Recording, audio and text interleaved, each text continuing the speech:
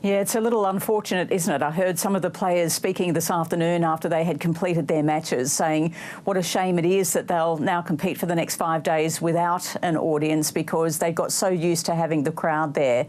Many of these tennis players have played in various tournaments throughout the past year in various stages of lockdown or lockout as far as the crowds go. So they're used to it. They're used to making adaptations as required. But they said it's just been such a joy this past week, and it's unfortunate, but they do know that it is for the best. Well, do you think it's been a good example of how an international tournament should or shouldn't be held amid this unpredictable pandemic? It's really interesting because I think there's such a divide between, say, Australia and New Zealand and the way the rest of the world has been dealing with COVID. And we have had some of the strictest measures. A lot of the athletes, when they first came here, found themselves in that really strict quarantine. They weren't prepared for that. They were surprised by that, shocked by it. Some of them didn't cope with it very well, as most normal people find it difficult to cope with. But they said they have adapted to the local environment. They understand where Australia's coming from. They understand why Australia has such a low infection rate, and they can appreciate the way it's been handled. But, you know, as I said earlier, it's different all around the world, different measures being taken. Some people are quite fearful and want this very definite and very strict lockdown. Others don't. They simply want to try and get on with getting life back to normal, or as normal as possible. And that goes for sport as well. So will the rest of the tournament just follow the schedule as planned now, regardless of whether Melbourne is in a lockdown or not? Can we expect all matches to go ahead as planned? Yes, definitely, because there's no limit to the matches. The matches aren't affected in any particular way. So the schedule will just carry on as per normal. And it's the sort of tournament we saw at the US Open last year where, you know, they competed in almost similar conditions, very few people in the main stadium, and the tennis players just went about doing what they have to do. The only people allowed into the arena were people that are working there, obviously, the various officials and delegates, and of course, as far as the tennis players go, some of their support staff and crew.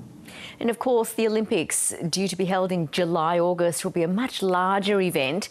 Do you think Tokyo officials are looking to the Australian Open for clues on how to manage the thousands of athletes, officials and fans expected for the Games?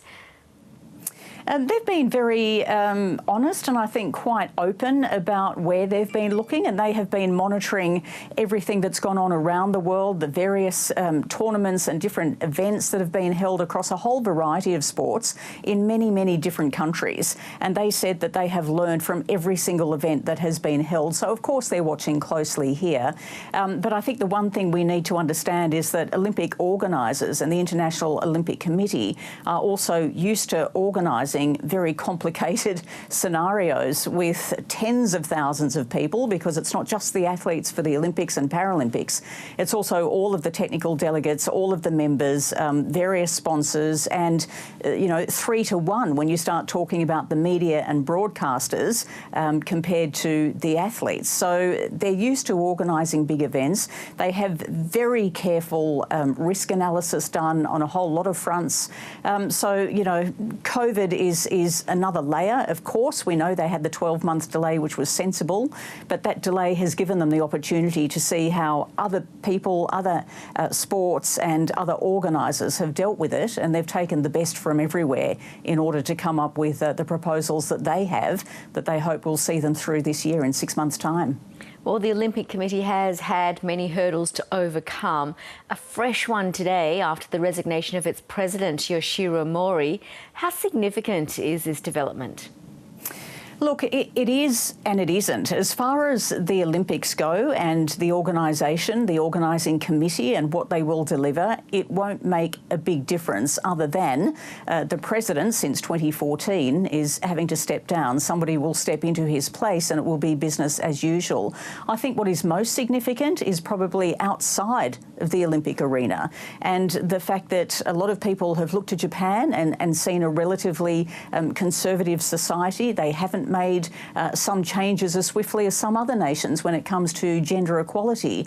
And this has been a real turning point for them. This is a situation where female members of parliament, the female governor of Tokyo, numerous other people have said, I'm sorry, this sort of attitude is not what we're going to tolerate in this time, in 2021, and changes need to be made. And so in announcing his resignation earlier today, Mr Mori said he deeply regretted the statements he made. He apologised. He recognised that the apology wasn't enough and saw the writing on the wall, and he had to step down. Do you think it's affected the appetite for the Olympics among the people in Japan who are already hesitant due to the pandemic? It's interesting because the population in all of the most recent surveys, the support for the Games going ahead this year is only around 14%. It is really quite low. A majority of those that don't want it to go ahead would like to see it postponed again. But we know that that is not possible logistically, and given the number of contracts, thousands of contracts that need to be signed in order for an Olympic Games to go ahead.